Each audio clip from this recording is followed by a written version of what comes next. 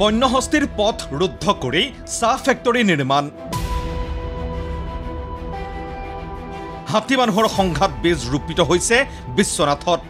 কাজিৰঙাৰ হাতীৰ বিচৰণত বাধা দি নিৰ্মাণ কৰা চাহ ফেক্টৰী উৎখাতৰ দাবী। কাজিৰঙা ৰাষ্ট্ৰীয় উদ্যানৰ ৬ষ্ঠ আৰু ১০ম সংযোজন বিস্তৃত হৈ আছে বিশ্বনাথ জিলাত। বিশ্বনাথৰ বাঘমাৰীত প্ৰায়েই দেখা যায় কাজিৰঙাৰ বন্যজীৱৰ বিচৰণ। বন্যহস্তীৰ অহা যোৱা কৰা পথ বা বিচৰণ ভূমিতেই স্থাপন কৰিবলৈ যোজা চলোৱা হৈছে এটা চাহ ফেক্টৰী।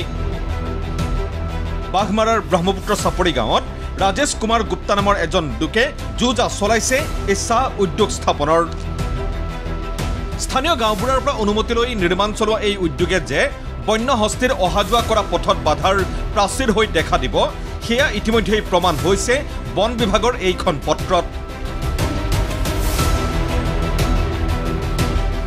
ইফালে উদ্যোগটোক লৈ সৃষ্টি হোৱা ব্যাপক প্ৰতিক্ৰিয়াৰ পাছত চাহ উদ্যোগ স্থাপনৰ বাবে পূৰ্বে প্ৰদান কৰা অনুমতি উঠাই লৈছে স্থানীয় গাঁওবোৰাই। ইফালে বুধবাৰে বিষয়টোক লৈ বিশ্বনাথ সমজিলাৰ আয়ুক্তক সাক্ষাৎ কৰি স্মাৰক পত্ৰ প্ৰদানেৰে উদ্যোগটোৰ ঘোৰ বিৰোধিতা স্থানীয় বহুকেইটা সংগঠনৰ। য'ত নেকি হাতী অহা যোৱা এই অঞ্চলখিনিত তেওঁলোকে যি ফেক্টৰী নিৰ্মাণ কৰিব বিচাৰিছে, এই ফেক্টৰী নিৰ্মাণে কিন্তু সেই পৰিৱেশ বিনষ্ট হ'ব, সেই হাতী অহা যোৱা সংঘাত সৃষ্টি হ'ব সেই মানুহৰ লগত। সেইটো কাৰণে সেই জেগাত এই ফেক্টৰী হ'ব নালাগে বুলি আমি দাবী জনাইছোঁ।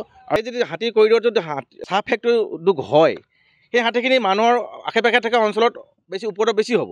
সেই ফেক্টৰীটো বন্ধ কৰাৰ দাবীত আমি যে অসম জাতীয় যুৱ ছাত্ৰ পৰিষদে উপায়ুক্তৰ জৰিয়তে আমি এই বিষয়লৈ আমাৰ অসমৰ মুখ্যমন্ত্ৰীকো আবেদন কৰিছোঁ যে এনে বিষয়ত তেওঁ হস্তক্ষেপ কৰক। কিন্তু মূল কথাটো হ'ল এলিফেণ্ট কৰিডৰত ৰাজেশ গুপ্তাক চাহ উদ্যোগ স্থাপনৰ অনুমতি কেনেকৈ প্ৰদান কৰিলে প্ৰশাসনে। স্থানীয় বন বিভাগে অনুমতি নিদিয়াৰ পাছতো কাজিৰঙাৰ ৬ষ্ঠ আৰু ১০ম সংযোজনৰ নিচেই কাষতেই উদ্যোগ স্থাপন সম্ভৱ হ'ল কেনেকৈ? বিশ্বনাথৰ পৰা ভৰত দাসৰ ৰিপৰ্ট, ND24।